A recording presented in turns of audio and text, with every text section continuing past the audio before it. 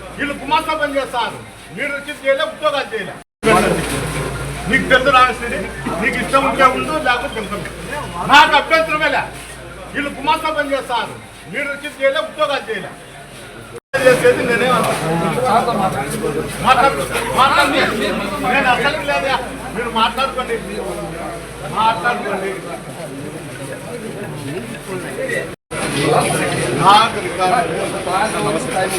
సాయంత్రం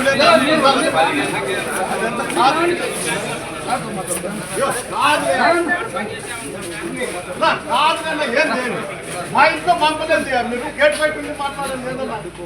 ఏదన్నా ఉంటే గేట్ బయట ఉండి మాట్లాడండి. మా ఇంట్లో మమ్మల్ని ఇచ్చేది గేట్ బయట ఉండాలి. ఏందంటే మిమ్మల్ని నేను చెప్పినాను, మళ్ళీ కేసులు పెట్టాక